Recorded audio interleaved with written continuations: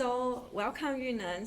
I'm very very excited. I know we just did our Indigo interview, but I wanted to have you here to also talk on our Level Up podcast, because you are the founder of Freshmusic Awards, which has been running for 16 years. It is an award ceremony that supports like Asian artists, specifically Mandarin artists across the Greater China and Singapore Malaysia regions.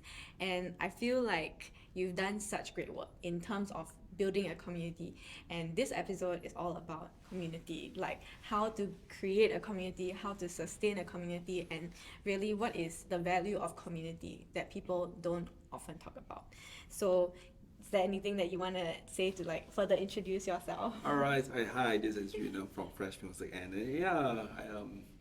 I'm just a commoner. Okay. No, Yeah, I mean, don't say I that.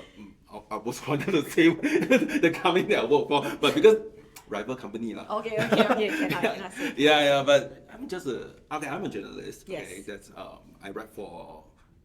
Oh, I can't. You can Okay, say. yeah, I write for Streaming Daily News. I write Chinese articles. I write about government-related stuff. Totally not related to music. Nothing to do with music. So I would say that I was a teacher, but everything first started when I was still a university student with two other friends lah. Yeah. But some of them are working here. I Yeah. see. Yeah. So, like, if we go back to when you first started Freshmusic Awards, like, what was it that inspired you guys to start this? Okay, so it started with Freshmusic. Okay, so it was a blog. We just wanted to do some podcasts where we don't care about copyright. Yeah. We don't care As about we've been copyright. discussing. Or rather, we care. We did ask lawyers that time, Yes. but we don't know how to get, because that time it was Yeah. 2006. Copyright laws when it comes to music on podcasts that time was not developed yet. So we did check, but they would say until record company complain lah. Yeah. Okay, so it kind of podcast trying to introduce or Yeah. slam. Yeah. When you are university students, Yeah. right, you get boy song easily. What the is this? Yeah, What? just whatever. Yeah, Just and criticizing things you everything. like, you praise and praise. Things you don't like, you don't understand, you will. Yeah. Okay, we Yeah. did that on podcast and also on our reviews lah. Yeah. Okay, so after doing all this, right, we're thinking, hey, can we also, the boy song element? The boy song element also extends to awards. We're like, okay, look at the Golden Melody Awards 金曲奖. That time still don't have 金鹰奖, the Golden Indie Music Awards. Yeah. We're looking at it like, how come the results like that one? Yes. Yeah, how come the nomination like that one? Then you're like, hey, why don't we do our own one? Yeah. Yeah. And then we're like, university students, right? Yeah. They think that they can do anything. Yeah, because we have the time.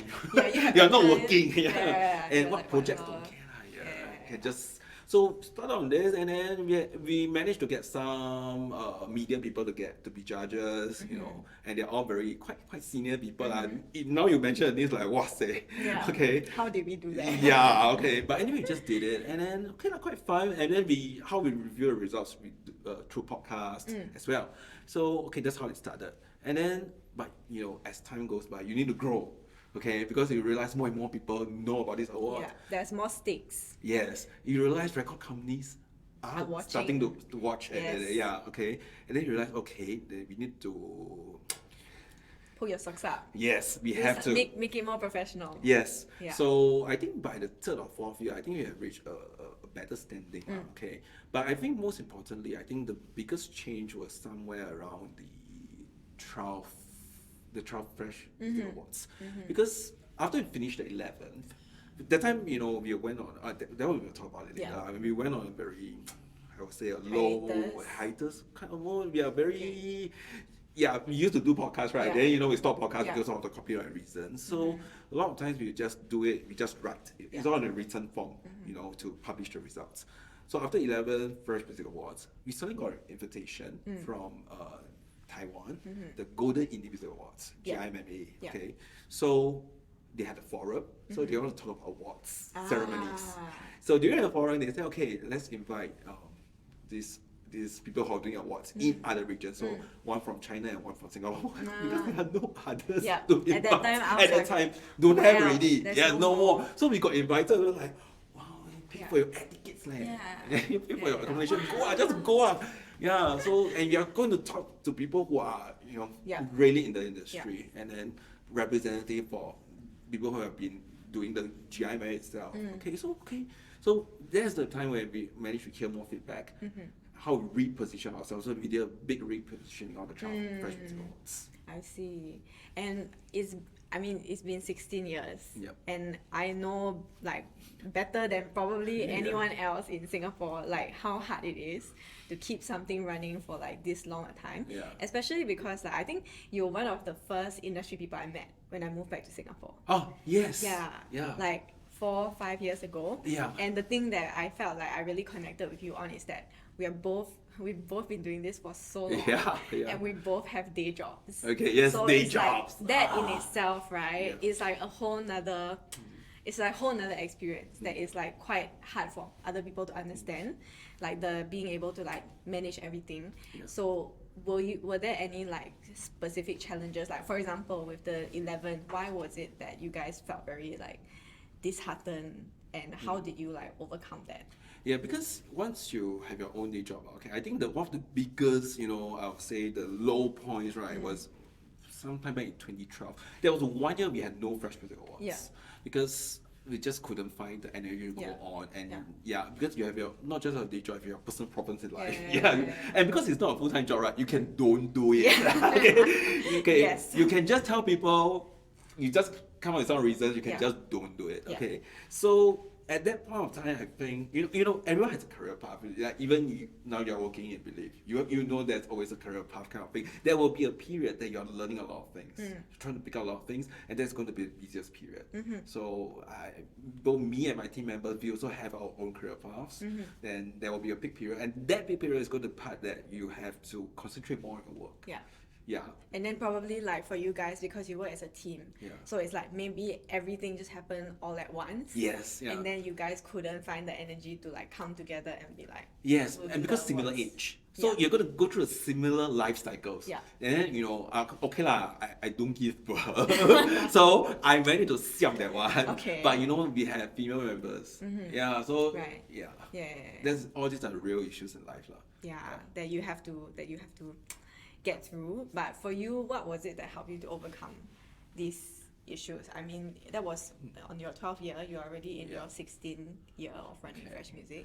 What gives you like, the energy or like the motivation to continue to do what you guys do? So I think two important factors. The first factor is, once your day job life cycle has its own cycle, I managed to come to a point that, okay, I have managed to have a good balance. Stable. Yeah, I know how to maneuver in my job without spending too much energy. I can use the right amount of energy on it because I'm very familiar with the processes. So I have a bit more time to do things I like. So I think that's one of the more important parts. And plus, I don't need to give birth. I don't need to take care of a 2-year-old kid. Okay, yeah, that's important. So that's one part. But I think the second part is you need recognition. Because if there's no recognition from the industry, you don't know who you are doing this for. I mean, if you have a lot of readers, also can lah. Okay. Another way is you have so many followers, but we are not that type. Because if you want to do something that's of a more niche, the more middle ground you try to get, the more you try to. Actually, it's always easier to pick a side. With the very pop or the very indie. If you don't choose a side, you try to be in the middle ground, right? That's the hardest one because your fans can't be that loyal to you. Where are the fans coming from? You don't have a very clear like fan base or like reader base that's going to always follow you for what you are doing. Yes, because during the social, because now we're in a social media era, people are looking for similar voices, same voices. So if you cannot always speak same tone, same voice as them, right? It's not going to be easy. So industry feedback is going to be a more important one for us too. And over these years, we did get quite a bit of. Definitely. I mean, like this year, you are doing your first live award ceremony. I had the pleasure of going to the awards myself, and I was so blown away by like the amount of support. Like really, not like, oh, I've been forced to come here because I like sponsored this or something like that. It's just really like people who honestly care about the music industry. Like they are actually passionate about music. They came to support the awards. Like they came to judge the awards. I was sitting next to some guy and I was like, wow, Xiong, and then he was like, are you a judge too? And I'm like, yeah, I'm a judge. Like you find so many like-minded people, and I think it's like, it's you cannot do that with a profit for profit. You cannot do that when you're building a for profit community. Yeah. Yeah. So I also like also I don't know if I'm like going through like existential crisis or something, but I've also been thinking about that, like why do I do this, like what is the point of what I do. And for me, I think yes, it's very clear. It's either you get some kind of recognition or you get some kind of like you know, like some kind of like audience feedback, like in terms of business. But for me also, I feel it all comes down to myself. Like why am I doing this? Like what do I have to say? So it's kind of like, for me, it's those three things. Yeah. Yeah. But for me and Asian Pop Weekly's goals, and why I've been able to like keep it constant for like so long, I think it's because like maybe like 4 or 5 years ago, I made a decision. I was like, I want to create something that's sustainable. I don't want to look for like short-term wins. I want to look for how I can like outlive the rest of this. Yeah. Yeah. And that's very important, man. I want to be the old bitch. Okay. Old bitch. Okay.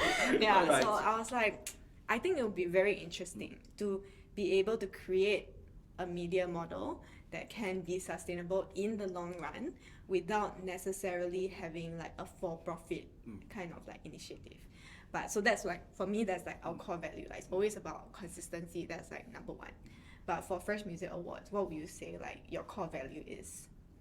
For us, you know, I came across this word. You know, after we do 16 years, right? I saw this word that came from one of the judges, from Aguan. Okay, yeah, he wrote a lot of, you know, hit songs. Yeah. So he don't usually agree to judge, but you know, he kind of helped this year. But this is the second time he's helping us after 10 years later. Okay, so he used this word tastemaker. Okay, and this is the first time so, and other words that was used is curator and etc. I think, you know, media wise, you know, I think nowadays there are, if you look at all the I say full time, not full time, but regular medias out there. Okay. For-profit media. Okay, for-profit media. Okay, I don't think there are any media now that can really fall into the tastemaker category. I mean, if you're talking about the Chinese Mandarin scene, because if you're talking about the Western scene, there's always like Pitchfork, etc. But I don't think we have this inside Asia. Okay, and I think it's lacking. So, but I think I totally agree with you. If you could do it for profit, it's going to be very hard. Yes.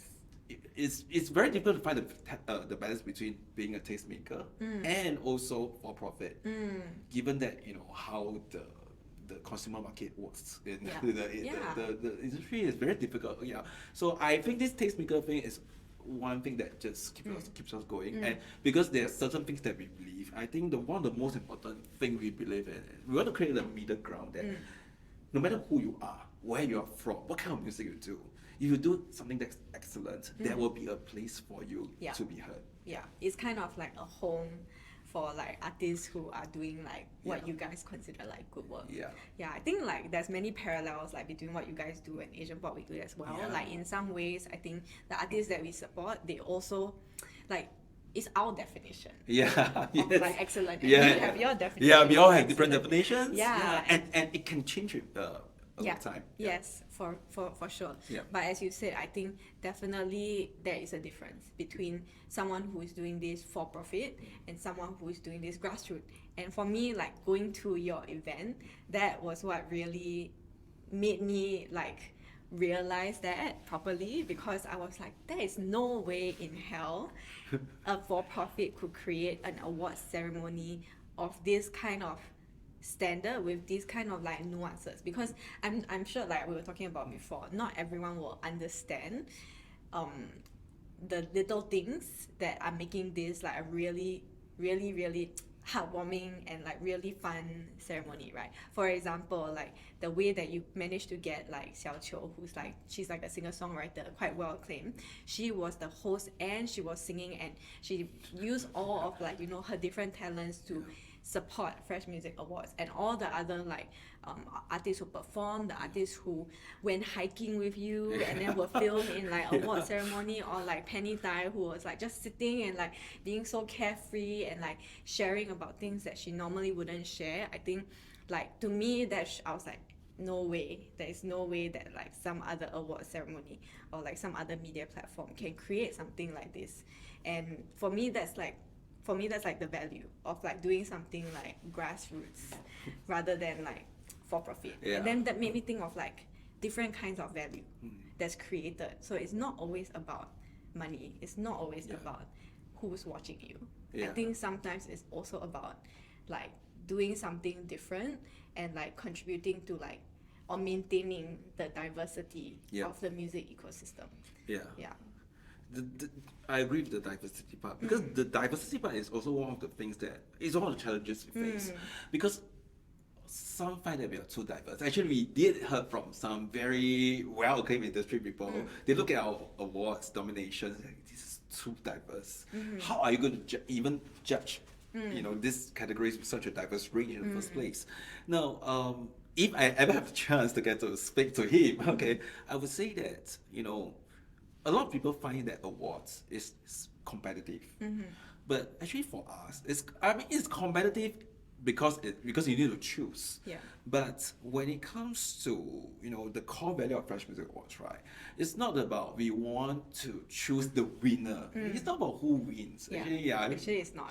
It's about like a tastemaker, it's a curation. We want to tell you that across different genres, the best picks we have. You've got to pick one of the top three of the best in that genre. These are our picks, and we'll put them into the nomination list. And then we try to put them into the same category, like for example, the top 10 albums. Why we didn't create best R&B album, best hip hop album? Because once you start to classify them by genre, then people they are going to skip the genre. They're going to I'm not interested in R&B, I'm going to skip. I'm not interested in hip hop, skip. So we don't want this to happen. We want this to be the real middle ground. So we just put everything together. But rest assured, just look at the nomination list. These are the top picks of the respective genres. I think like it's what Fresh Music is doing, because I don't want to say force, but you kind of do force like your judges to listen. We force you all, You forced us to listen to so much music, and it's so diverse. Like it's a dual effect thing. It's like when the nomination list comes out, actually triple effect. Like the nomination list comes out, the artists feel super proud. Like they're like, never did I expect that I would be nominated for something like this. And then on the audience side as well, like those who are interested in like new kind of music, like discovery, they also can use you guys as like a resource to like continue to guide their discovery, continue to discover new kinds of music, because there is no nomination process. Like it's literally like as arbitrary as you can get, right? So they feel like you're holding the gate open for like more water coming. If not, people are just stuck in there and they just listen to the same music like over and over again, right? And then for the judges as well, like they are all people in the industry. They are all probably like respected people, and some of them, like when we were discussing in the groups and stuff, they all don't realize that there were so many times that they were like, I've never heard this album before, but I love it, and me as well. And like that's in itself is like you're opening the eyes of like the judges as well, and they are the gatekeepers, they are the decision makers who could potentially like find someone new. Like for example, like I found someone new, I'm like, oh, maybe I want to like support them on like my media platform or something like that. That's what we're trying to do. And we are really very grateful that the panel people are really after they found some new singers that they really put it into action. Like for example, last year, Shy was invited to Taiwan to perform. So one of the reasons was the person who invited was actually last year's panel, and she was listening to Shy's album, and she was like, hey, she's great. And we wanted to create opportunities behind these doors and walls. But people can't see, but we're trying to do this. But I think it's very nuanced. Like it's again, I don't think that is something that someone like like the Golden Melody Awards or something. I don't think that a conference, like a for-profit conference, could do things in the same way that you guys are doing, because I see how much like effort you put into like facilitating the conversations to make sure that all the judges always feel like respected, like they're like supported in the whole process. Like you really do everything for them and make it a very comfortable, and even the discussion phase of like the awards, it's very like it's always constructive. It's never like negative. It doesn't turn into like a hate kind of thing, right? Yeah. But like I think it's so important that you have constructed this atmosphere throughout, from the judging stage all the way to like the actual way that the award ceremony plays out. And that is not something that they could do, because these judges, because they are so, you know, excited, inspired to be part of this process, when they listen, they are more receptive. Yeah. If, for example, you are like judging for, okay, not judging, but for example, if you're at a conference and you were paid to be there, but you're like, I'm so busy, my schedule is so packed, I'm just doing this for the money. You just go and you just sit there, you pay lip service, like every 15 minutes, like you talk to someone new. Like they don't care. That cannot, just the structure and money cannot guarantee that someone cares about the music or the artist that is sitting in front of them. But but somehow you guys managed to do that. So I think that's something that is like really valuable. No, this one I really have to give all the credit to all the judges that were involved, because you're not paid. Yeah. And it's hard work, right? It's super hard work. So I always think that if anybody who will be invited agrees and accepted our invitation, I'll just like in Chinese, 真的欠他们很多, because I know, but right, if they go and do other jobs, what they're being paid is much more than, you know, and they get to spend so much time on this and get nothing. It's not nothing. Okay, like you discover some new music, but the amount of time is the amount of time, and then look at the number of words and comments that they have written. Yeah. And I'm just grateful, because all these things cannot happen without, you know, even for the past few, like stakeholders. Yes, they are important stakeholders, because right in the beginning, you need all these stakeholders to be part of it. Then we can develop until this extent. Because back in the the early days, you know, we already have judges who is willing to pour this in. So it's not just us, But I think it's a great platform for maintaining the diversity of the music industry, and therefore it's like very vital. And for me, like I'm very interested in like creative industries, like how creative industries run, especially how the music industry runs. And I think that diversity, as we talk about, is super important to the entire ecosystem. So as I mentioned, I feel that for-profit does not always treat they are not, actually they are almost never in favor of diversity, music industry diversity. But at the same time, I feel that the diversity of the music industry and the music being put out is very, very vital for like the maturity of the music industry and the education of the artists, and therefore more opportunities for these artists and the growth of the music scene, both financially, viably, and also like in general. So yeah, for me, that's like my takeaway from like thinking about like taking part in the Freshmusic Awards and like feeling like the community around me and everything like that. So I was just like, don't cry. Yeah, so I really think that you've done a good job. Like for 16 years, like that's the age of a teenage child. You're a teenager now. It's time to get rebellious. It's time to get rebellious, and that you guys have continued to grow and grow and grow. I think it does take like something deep in terms of motivation, especially because you guys are doing this really out of passion. You really have to dig deep to continue to find the reason why you continue doing this. So I think that's amazing. Thank you. I also dig really deep to this year. Just a caution advice, don't. If you want to do any, physical ceremony with artists involved, please get ready. A lot of cash. Yes, crazy amount. It's a crazy amount. This year was amazing. Well, maybe I'll speak to NEC next time. Yes, NEC, if you're listening. But I know that in the last few years as well, like you guys have changed your direction slightly. Instead of just focusing on like Taiwanese music, I've seen the trend, because even before I met you, I've been following Fresh Music, actually. So like I saw like you first will focus on Taiwanese music, then you start to focus more on Greater China music, and then now also you're focusing on like music from Singapore and Malaysia that's not even just in Chinese. So what was your rationale behind like this shift? Okay, so started when I think there was a judge from the 14th FMA. So there's this judge from Malaysia. He was pointing out to he manages a music label. So he shared with me that he's very glad to see some Singapore and Malaysia artists being nominated, because okay lah, to say that the entry level is very high, because this is what You're the industry up against standard is. everything. Yes, yeah, you need to up against the A-liners, A-stars. Okay, it's not easy, but so very few will get in. But those get in are really the top notch, and they might not be big stars.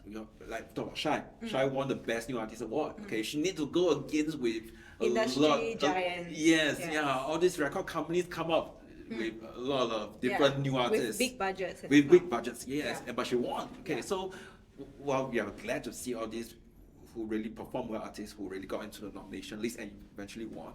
But the number of artists that can get in from Singapore and Malaysia, very few. So are there any ways we can explore so that more artists from Singapore and Malaysia, including the budding ones, the rising star ones, can have their names being nominated, to give them a pat on the shoulder, but not just that, but also let the judges from overseas have a listen to them. Yeah. So to know what is Singapore. We still have others, not just the top. Because once you reach a top-notch standard, right, you're already matching up with the industry. It's the same people. Yeah, every single time. Yeah, you can produce those. Yeah, but it's always that group. Yes. Correct. So do we have more? The budding ones. Can we capture all these people? So we added 2 regional awards. So that just focus only on Singapore and Malaysia. But okay, that's a catch. Once you do this, right, how do you prevent from going to protectionism? Okay, this is something that we were against. Okay, because like personally, I find some was a bit too protected. Like once only Singapore artists can be inside, the pool gets a bit too small. Okay, how do we avoid that? So when we try to design the regional awards, right? The regional album of the year award, which actually regional is just Singapore and Malaysia, okay? So we take away the not just language, we accept all languages. We also accept from all races. So even a Malay artist can be nominated. Yeah. So you can be a Malay artist singing a Malay language, because Singapore Malay regional you're really in the region. Why should we not let you in? And by taking away all these language and race, all these criteria, you just need to do good music. Just for Singapore, Malaysia, hey, now the pool becomes bigger. It's not just Mandarin music, not just Chinese music. Once the pool becomes bigger, now this award makes sense. Yeah, and it's more competitive. And this year, I'm really very touched, because the regional album of the year award, right, there were quite a number of discussions from overseas judges. They're talking about, discussing about Deformed, and Bayangan, Malay artists from Malaysia, and people talking about you, based in London but Singaporean. I find all these conversations, exciting. Yes, because we are talking about artists that they actually don't know. And I think for these like industry people as well, like after you get to a certain stage, all the conversations are the same. Like all your conversations are the same. Like I know this firsthand. Like it's all gossip, or it's like always those are like the top artists. Definitely they're gonna get nominated for like this award ceremony or that one. So when you feel that, when you push them out of their comfort zone, actually that's something very hard to do. Because they're so like encased already in like what they know and like what they're good at. But that in itself, like pushing them out of their comfort zone and giving them that shock, it's quite exciting. I think yes. Even for me myself, I'm like, whoa, this is very fun. It's just like when you first hear Deformed album, like, what is this? I think this shock is very much needed, and it keeps things interesting. It keeps everyone in like a growth mindset, and it stops people from being stagnant, and it always gives them more of that awareness of like there is so much more out there. And I Yeah. think that perspective of there is so much more out there is something that a lot of us lack, because we are we like what we're familiar with. Yeah. And but that doesn't lead again to the diversity of the ecosystem. And a lot of people, you know, think, local music no good lah. Yeah. But seriously, at some point of time, right? Yeah. If I don't do all this, right, actually, I have to agree. At some point of time, I do have this feeling as well, because there are some years that things were a bit stagnant. Yes. But you know, after all these years where we really try to open our radar, right? Like vet as much as you can. Yeah, try to, because once you want to do this award, right? You really need to do it. You need to dig. Okay, once you try to dig, right? It's endless. Yeah, because you need to dig on band camps. Wow, that is another.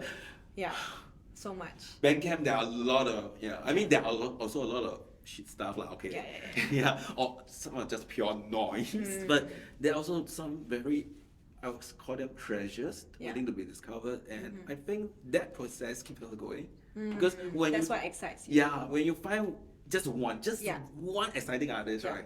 Wow, it's just going to make the day. Yeah. Yeah. Yeah, because you feel like I have something that other people don't have, and then you are excited to like share it with I more want to let more people, I want to let the Taiwanese, I want to let the China people know, hey, we have this, man. Yeah. And this is unique to Singapore or Malaysia. Only we can create this kind of music because our environments, or the living experiences, you know, sort of try to shape their music. Yeah. But I feel like this is a very like journalist perspective Okay. that probably like I definitely like I can relate to as well. But that experience of finding something and then wanting to share it. Is that a with scoop people. lah? Scoop. Finding a scoop. Yeah. Hey, this is my scoop. Yeah. This artist we discovered. Yeah, exactly. thing. It's very, it's a very like music journalist approach where you take something and then you, because you are best at writing or you are better at articulating it, so then you want to put it out there. And that's something I wanted to discuss with you as well, because other than being a music journalist and a awards founder, you also are a proper journalist. Actually, you have interviewed I remember you like got a quote from me for the newspaper for like when I went back to Australia. Yeah, so it's like I wanted to know like what do you think is like the value of like music journalism like today, because I feel like a lot of people like they look past it now. They're like, I don't think that it's the most like engaging way of it's talking not, a lot, it's like not. having the conversation with audiences and stuff like that. But of course, for like people who own media platforms like us, like we still feel that there's some kind of value there, lah. So, what is your take on that? I think we have reached the era where music is more of an entertainment. In fact, I mean, for some, it's just like you talk about TikTok, right? The music just background music. It's just a BGM. Yeah, for some. Or rather, more and more people, it's like that. You know, they feel like, okay, this BGM works for my TikTok video, or this works well for the dance moves to create the kind of, I mean, all these are conversations, but they cannot be the only conversations that we have. So music journalism still needs to be around, but okay, it's going to be more and more challenging because we need to devise new ways to engage the audience. Because the entertainment mindset, once it gets really deep through, you know, people want the attention span gets very short. Actually, it's the attention span issues. So for us, I mean, I've been thinking about, you know, how to make our music reviews more readable, because I become some idiots lah, because some album reviews is 5,000 Chinese words lah. Okay, who wants to read 5,000 Chinese words? But mine are also not short, so but sometimes it's so difficult to just say things in a very we just need to tell you everything. Okay, but is there ways to make it easier to digest? I agree that we have to find ways, and I will say that this is a process that how we grow. So it's important, but we also need to learn how to engage the audience. And I'm still thinking on how to do it. Can we make this into a more entertaining video? Because I think people get more visual these days. And if you're in the territory that I mean, Taiwan people love to listen to podcasts, but Singapore and Malaysia, this thing is still not that up yet. Okay, so maybe podcasts still not really the best way now. But if podcast one day becomes one of the trend, the real trend in Singapore, Malaysia, then okay, let's do more podcasts. Yeah, I think it's definitely something to think about. But for me, I feel like it's actually I still very stubbornly believe that there are still people out there who want to read really long album reviews. Like for example, right, it's just about how you chance upon it and how you repurpose your content. So that's what we've been working on like for the last like 6 months or so. I think it's like, for example, if you are super big fan, like for example, like I have someone that I'm so excited about. I was like, I need to find all the information I can about this artist. Those are the people who are willing to read really long. They want as much information. They want the transcript. They want like the podcast. They want the 1 hour. They just want to hear this person's voice, right? Like there are still people like that who actually mean a lot to these artists and to the growth of these artists as well. Even though it's just one person, 2 people, they mean a lot. But of course, you still need to cater to like people who are at different stages of their music journey, right? So it's probably I think that's what we're trying to do as well, like with like the podcast, with like the radio show, and then now putting the podcast into transcripts on Asian Pop Weekly. We recently started doing that. I don't know how it's going to go, but yeah. So I think for me, I think it's about splitting it up, but then also you run the risk of like cannibalizing your content. And how do you give it to everyone and allow them to digest it without like them getting overwhelmed with all the information you're putting out? Yeah, so that's like for example, we tried other things like for example, we tried to put similar albums together. Like for example, like there's Aline and Lala album. Actually, they have very similar concept. So we'll put together as a 2 choose 1. So we have team has 4 members, right? Okay, choose the album that you want to write. So a lot of people will think that choose the album you want to write means you prefer this album. So if 3 people choose to write this album, it's 3 people prefer this album. So actually, it's not how we work. It's more of which album you have more things to say. But somehow through this concept, right, people get a bit curious.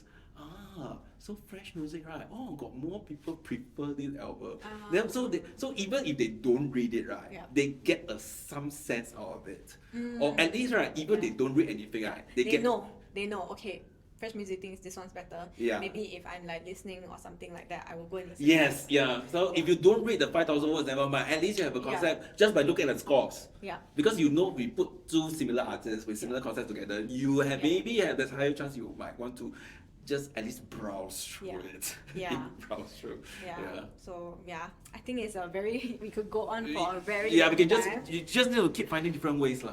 It's definitely changing very fast. But before we end, I have one more question for you. Obviously you've been around for a while now, but I wanted to know, if you could go back, is there anything that you would change about the way that you've run Fresh Music Awards and this community like over the last 16 years? I really love this question because nobody has asked this question, even in all the Chinese interviews. And you regret anything. And I'm always prepared to answer this. I'm always prepared to answer this. And then my answer is, there's nothing I regret. Because there will be at points you regret some things. But as time passes through, you'll realize everything happens for a reason. And then you realize it's all for the best of it. Like, just like I share some private gossip about there were some plans and now at first you feel, how cursed. Now you realize luckily it didn't happen. So there are just so many things that you wouldn't know how they impact the future. But I think for me, now I'm more concerned about, what are the things that I don't do now, I might regret later. Okay. Like for example, the physical awards. Right. Because in the past there were people telling me, do a physical one, just do it online. You want impact, you need to start doing physical. Then I always say no, never. It's too costly. Nobody's going to pay for this kind of non-profit thing. No way it's going to work. But suddenly one day I just went crazy. Maybe we should try. Never say never. If I want to say never, I need to say I've done it before. And now I say never. I'm not going to do it. Because after because we did our AARs, okay? So you need to do it then, So I think now we reached the stage where it's about, should we grow bigger? Or should we maintain? And I think these are the questions we need to answer now at this stage, And then previously we said that we're going to end by the 20th Fresh Music Awards. Is it going to be so? Or should we And if this thing gets better, bigger, more support, and you know more artists is looking forward to this, more avid music listeners is looking forward to this, do we really start the 20th? Yeah. So what are the plans? How do we change? And how to make sure it's sustainable? I think Yes. these are the questions we need to answer. Yes. And you need to start thinking about it, and then whether you regret or not, you need to go through all this thinking process that you will know whether you will regret or not. Yeah. But I feel like for people like you who create this community really like out of passion, it's such a unique journey. So that's why I wanted to do this podcast around it, to like give artists, because I think the podcast is actually a music business podcast. It's actually for artists who are trying to figure out like how to navigate the industry. But I wanted them to see that like, you know, these kinds of communities exist, and there are people who like really put in the work to create these kinds of like spaces for them. Yeah. Right. It's like you're nominated, right? You need to know that, yeah, we wanted to, you know, it's a rigorous process. It's Yes. definitely not just because I listened to this 100 albums. I just picked from 100 favorite Yeah. albums. No. Yeah. It's picked from a freaking crazy pool. Yeah. And you know, we have so many judges like Joselle working there, so much time trying to think through whether, you know, Yeah. which ranking I have to put you at. You know, all this thinking process, there's a lot more. So your work is very, very much appreciated. Yes, Yeah. yes, for sure. And I think that, like as you said, all these things that you're thinking about, I think that it actually resonates with artists more than you'd expect, because these are the things that they probably actually think about when they think about, because they are working sometimes with no end in sight. Yeah. They don't know what's coming next Yeah, for you them. don't know. They have a lot of uncertainty for them as well.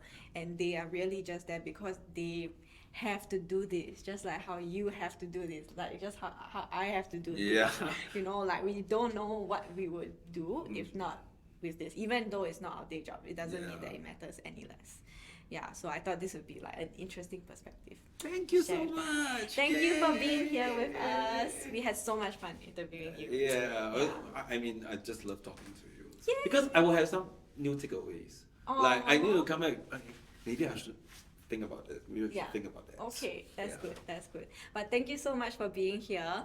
Of course, you guys mentioned that you have the judges' comments coming out. Yes. soon, right? Yeah. Yeah. So everyone, you can go check out Fresh Music's page on Instagram, on Facebook. You can also check out their website. So all the information about Yeah. the awards, even the replay of the live stream is on there. On the YouTube, Yeah. yeah. And the crazy report is over 70 pages. Yes, but you know what? Even if you don't speak Chinese, don't worry, you have ChatGPT. It's very good. So Yeah. go check out Fresh Music Awards. Thank you. Thank you, Yuneng. Okay.